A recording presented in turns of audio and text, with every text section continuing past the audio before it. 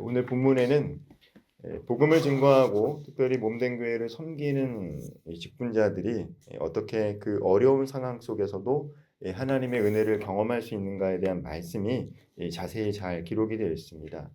하나님이 어려울 때 어떻게 복음을 증거하는 자들과 또 교회를 세워가는 자들을 어떻게 도우십니까? 첫 번째로 이 만남의 축복을 통해서 이 동역자를 만나게 하신다라는 것입니다. 돕는 자를 만나게 하시는 것이죠. 오늘 본문 2절 말씀을 제가 다시 한번 읽어보도록 하겠습니다. 아굴라라 하는 본도에서 난 유대인 한 사람을 만나니 글라우디오가 모든 유대인을 명하여 로마에서 떠나라 한 고로 그가 그 안에 프리스길라와 함께 이달리아로부터 새로운지라 바울이 그들에게 가매 이 바울이 고린도에 도착했는데 이곳에는 그를 도와줄 교회나 이 성도들이 없었습니다. 11절에 밝히고 있는 바와 같이 최소한 1년 6개월을 이 바울은 고린도에서 머물렀습니다. 즉 혼자서 사역할 수 없는 기간이고 장소라는 것들을 알 수 있습니다. 여기서 바울은 유대인인 아굴라와 그의 아내 브리스길라를 만나게 됩니다. 이 아굴라는 이스라엘 본토를 떠나 타국에서 살아가는 유대인, 즉 이 디아스포라 유대인이었습니다. 이 아굴라 부부가 사도 바울을 만나게 된 계기는 이 로마의 4대 황제인 이 글라우디오가 유대인들을 로마에서 추방하게 됩니다. 이 추방령을 내리게 돼서 어쩔 수 없이 이 아굴라와 브리스길라는 떠나서 이 고린도에 정착을 하게 된 것이죠. 이때 바울이 이 아굴라와 이 브리스길라 부부를 만나게 됩니다. 그리고 이 두 부부, 이 부부와 이 사도 바울의 만남은 서로에게 큰 전환점이 됩니다. 서로에게 만남의 축복이 된다는 것이죠.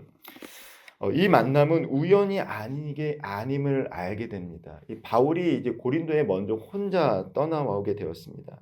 혼자 오게 되었는데 이때 동역할 사람이 없는 상태에서 하나님은 이 황제의 명령을 통해서 이 브리스길라와 아굴라, 지금은 아굴라와 브리스길라, 아굴라의 이름이 나오지만 나중에 보면은 성경에는 이 브리스길라가 앞에 나오게 되는 것을 볼 수 있습니다. 아마 뒷부분에 가서는 이 아내였던 이 브리스길라가 초대교회에 매우 중요한 역할을 차지했던 것 같습니다. 이 사도행전에 보면 처음에는 바나바와 사울이라고 하지만 뒷부분으로 가면 이제 바나바가 아니라 사울과 바나바 이 역전이 됐던 것처럼 교회에서 했던 역할이 점점 커짐에 따라 남편인 아굴라와 브리스길라, 아굴라의 아내 브리스길라가 아니라 이제 브리스길라와 아굴라가 됐던 것처럼 이 두 부부는 초대교회에 매우 중요한 역할을 하게 됩니다. 이 고린도 교회를 세웠던 사람이 이 부부가 된 것이죠. 즉 이 만남은 우연이 아니라 하나님의 섭리였음을 보여주고 있는 것입니다. 아굴라 부부는 사도 바울을 통해 복음을 더 깊이 깨닫게 됩니다. 구약에도 능통했지만 예수 그리스도에 대한 복음을 매우 깊게 배우게 됩니다. 아마도 바울을 통해 제자 훈련을 받았던 것 같습니다. 나중에 보면은 이 고린도 교회 이 초대교회 목회자를 만나게 되죠. 그때 그가 아볼로가 이 구약에는 능통했지만 아직 예수 그리스도의 복음을 알지 못했습니다. 그런데 이 아볼로를 양육했던 사람이 누구냐면 이 아굴라와 브리스길라입니다. 바울이 양육한 것이 아니라 바울의 가르침을 받았던 이 아굴라와 이 브리스길라가 언변에 능통하고 그리고 이 구약에 능통했던 아볼로를 양육함으로 말미암아 초대교회 목회자로 세우고 이 고린도 교회를 든든히 세워가는 매우 중요한 역할들을 감당하게 됩니다. 즉 하나님이 이 부부와 이 바울의 만남을 허락하신 것임을 알 수 있습니다. 특별히 고린도전서 16장 9절을 보면요, 이 아굴라와 브리스길라 부부가 자신이 사용하던 집을 교회 모임 장소로 제공했다는 것입니다. 초대교회에는 교회 건물이 없었죠. 대부분이 다 가정교회였습니다. 이때는 다 가정에서 예배를 드렸기 때문에 이 고린도 교회의 시초라고 할 수 있겠죠. 이 브리스길라와 아굴라가 장소를 제공했기 때문에 거기서 교회가 태동된 것입니다. 이 브리스길라와 아굴라, 이 아굴라와 브리스길라에게는 로마에서 잘 살다가 고린도로 어쩔 수 없이 추방된 것은 매우 어려운 일입니다. 현실적으로 어려움을 직면한 것이죠. 그러나 놀랍게도 거기에는 하나님의 뜻이 있었다는 것입니다. 직면한 현실을 당장 이해할 수 없을지라도 하나님의 인도하심에 순응하면 나중에 그것이 후에 이것이 하나님의 우리를 위한 계획이었구나. 하나님의 섭리였구나. 그리고 이것이 바로 하나님의 은혜였구나라는 것을 깨닫게 됩니다.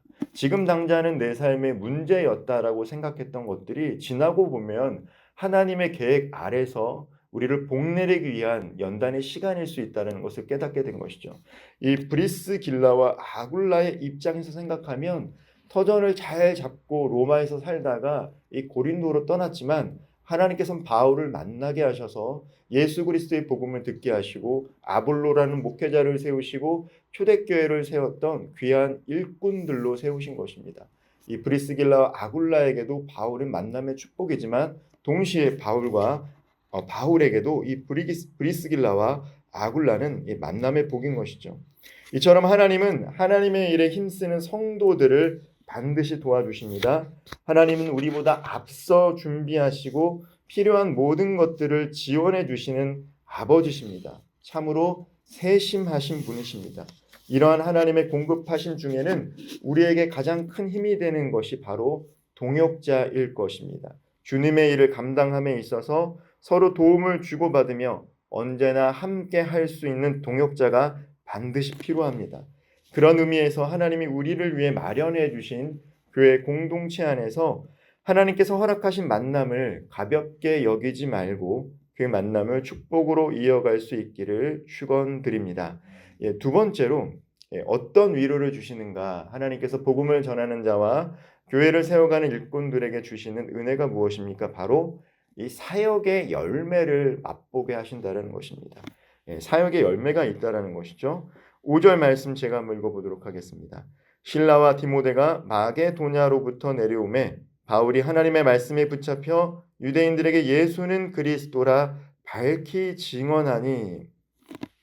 사도 바울이 이 데살로니가 유대인들의 소동으로 인해 베레아로 이동했고 베레아에서도 사역을 할 때 역시 이 데살로니가에 있던 유대인들이 회방을 했기 때문에 어쩔 수 없이 디모데와 실라와 헤어지고 홀로 이 아덴을 거쳐 고린도로 내려왔습니다. 이 디모데와 이 실라와는 잠시 헤어진 상태였죠. 그런데 오늘 5절 말씀을 보면 드디어 바로 믿음의 동역자 이 실라와 디모데가 바울과 합류하게 된 것입니다. 하나님께서는 디모데와 실라가 없는 동안에 사도 바울에게 아굴라와 브리스길라라는 이 부부를 붙여주셔서 외롭지 않게 사역을 할 수 있도록 도와주셨는데 마침내 원년 멤버였던 이 실라와 디모데를 만나게 하신 것이죠. 그리고 이 실라와 디모데는 이 바울에게 바로 이 데살로니가 교회가 매우 든든히 서 있음을 전하게 됩니다. 이 데살로니가 전서를 보면 믿음의 진보가 있었다라는 것들을 이야기하게 됩니다. 그리고 데살로니가에서 보낸 연보도 있었습니다. 헌금도 있었습니다. 3주밖에 데살로니가 교회에서 사역하지 않았지만 이 아덴 지역까지 그쪽 지역까지 믿음의 진보가 확장된 것이 들려지고 다른 교회들에게도 그리고 또 하나님에게 귀한 연보를 내어준 이 데살로니가 교회를 보면서 바울은 많은 위로를 받게 됩니다. 이로 인해 바울은 다시 한번 하나님의 말씀에 붙잡혔다라고 표현하고 있습니다. 5절에 보면 아마도 힘들었는데 이 디모데와 실라 이 동역자를 만나고 나니까 열매를 듣고 나니까 다시 한번 하나님의 말씀에 붙잡혀 그 어려운 유대인들을 향해서 예수가 그리스도라고 강력하게 선포하고 있습니다. 특별히 이 디도 유스도와 그리스보가 주를 믿고 수많은 고린도 사람이 이 세례를 받게 됩니다. 특별히 이 이름 중에서 해당장 그리스보도 나중에 이제 세례를 받게 되죠. 이 그리스보는 이 고린도전서에 보면은 이 소스데네와 함께 소스데네도 나오는데 이 바울을 어렵게 했던 그 무리들 중에 한 사람이었습니다. 이는 하나님이 그분의 일에 수고한 일꾼들에게 매우 귀한 이 사역의 열매를 맺게 해주신다는 것을 알 수 있습니다. 주님의 일꾼은 하나님의 도우심으로 크게 고무받고 격려받아 힘을 내게 되는 것입니다. 그러므로 주의 일을 감당할 때 이 갈라디아 말씀처럼 선을 행하되 낙심하지 아니하면 때가 되면 반드시 열매를 맺게 될 줄 믿습니다. 어렵고 힘들더라도 때가 되었을 때 주님께서 우리들에게 허락하실 그 열매를 바라며 또 복음을 증거하고 교회를 세워갈 수 있는 모든 귀한 일꾼들 되기를 소망합니다. 이 마지막으로 하나님이 어떠한 위로를 복음을 증거하는 자들과 또 교회를 위해 헌신하는 자들에게 허락하십니까? 바로 말씀으로 위로해 주신다는 것입니다. 말씀으로 주님의 임재를 확인시켜 주십니다. 이 9절 말씀 제가 다시 한번 읽어보도록 하겠습니다. 밤에 주께서 환상 가운데 바울에게 말씀하시되 두려워하지 말며 침묵하지 말고 말하라. 이 말씀을 통해서 우리가 깨닫게 되는 것은 바울이 매우 두려워하고 있었다라는 것입니다. 고린도 지역에서 말씀을 선포하는 것이 바울에게 결코 쉽지 않았습니다. 왜냐하면 나중에 이 고린도전서 서신서를 읽어보면 바울은 고린도 교회에서 사역할 동안 사도로서 권위를 인정받지 못했다라는 것이죠. 1년 6개월 동안 사역했음에도 불구하고 그 교회에서 바울을 사도로 인정하지 않았던 무리들이 많았습니다. 그래서 바울은 고린도전서와 고린도후서 또 그 사이에 눈물의 편지라고 하는 성경에 기록되지 않았지만 고린도전서와 고린도후서 그 사이에 눈물로 쓴 편지를 통해서 계속해서 바울이 사도권을 주장하는 것들을 볼 수 있습니다. 그럼에도 인정하지 않았다라는 것이죠. 아마도 이 초창기에 복음을 증거하는 가운데 매우 어려움이 있었습니다. 그래서 두려워했고 하나님의 말씀을 증거하기를 주저했습니다. 이때 하나님은 바울에게 말씀하십니다. 두려워하지 말고 침묵하지 말라. 유대인들의 적대와 비난이 적지 않았습니다. 그래서 바울은 두려움과 시리에 빠졌던 것입니다. 주님은 이런 바울을 찾아오셔서 두려워하지 말고 침묵하지 말라고 말씀하십니다. 주께서 함께 하실 것이니 해롭게 할 자가 없을 것이다 라고 격려하고 계십니다. 복음을 전할 때 사람들이 좋아하고 받아들여 주님을 믿는다면 힘이 나겠지만 그 복음 때문에 나를 반대하고 비난하면 인간은 다 낙심할 수밖에 없습니다. 복음을 증거할 때나 또한 교회에서 직분을 맡고 섬길 때에 환대받지 못하면 이 사람은 낙심될 수밖에 없는 것이죠. 이때 주님이 복음을 전하는 사람, 주님의 일을 감당하는 사람과 반드시 함께 하시겠다라고 말씀으로 약속해 주고 계십니다.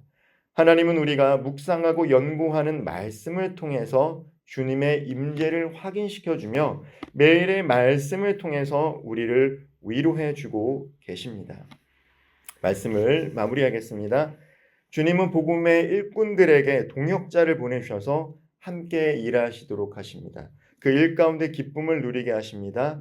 또한 수고한 사역의 열매를 반드시 맛보게 하십니다. 눈물로 씨를 뿌릴지라도 때가 되었을 때 기쁨으로 곡식단을 거둘 수 있는 열매를 맛보게 하시는 아버지십니다. 세상 끝날 때까지 복음을 전하는 자와 늘 함께 동행하시며 교회를 위해 헌신하는 자들과 늘 함께 하시며 위로해 주시는 세심한 분이십니다. 오늘도 이 신실하신 주님만을 바라보며 우리 삶의 자리에서 복음 증거자로서 또 복음을 삶으로 살아내는 자로서 하나님 앞에서 또 사람 앞에서 귀하게 쓰임받을 수 있는 우리 모든 성도님들 되기를 주님의 이름으로 축원드리겠습니다. 기도하겠습니다. 사랑과 은혜가 풍성하신 하나님 감사합니다. 우리를 예수 믿는 자로서 허락해 주시고 특별히 복음을 증거하는 자로서 교회를 위해 헌신하는 자로서 불러주시니 너무나도 감사합니다. 하나님 그 어려운 상황 속에서도 항상 주님은 만남의 축복을 통해서 그 모든 상황 홀로 감당하지 않도록 인도하여 주시고 특별히 때때로 어렵고 힘들 때마다 복음의 열매를 맛보게 하심으로 말미암아 계속해서 주님과 동행하며 우리들의 삶의 자리에서 복음을 증거하고 교회를 세워나갈 수 있는 직분을 감당케 하시니 감사합니다. 때로는 우리가 어렵고 힘들 때가 있습니다. 주변에 사람이 없다라고 느껴질 때가 있습니다. 홀로 사역한다고 느껴질 때가 있습니다. 그때마다 말씀을 통해서 우리에게 위로를 더해 주시고 우리와 동행하시면서 계속해서 복음을 증거하는 자로서 또한 몸된 교회를 세워나가는 직분자로서 사역하게 하시니 너무나도 감사합니다. 오늘도 주님과 동행하게 하시며 두렵고 떠는 것이 아니라 늘 매일의 삶 가운데 우리의 삶의 자리에서 담대하게 거침없이 바울처럼 복음을 증거하며 복음을 살아낼 수 있도록 우리들에게 성령 충만함을 허락하여 주시옵소서. 오늘도 주님과 동행하며 하나님께는 영광이요 사람들에게는 기쁨이 되는 복음을 증거하는 복음 증거자, 복음을 증거할 뿐만 아니라 교회를 세워나가는 직분자로서의 삶을 충실히 살아갈 수 있도록 인도하여 주옵소서. 예수님의 이름으로 간절히 기도드리옵나이다. 아멘.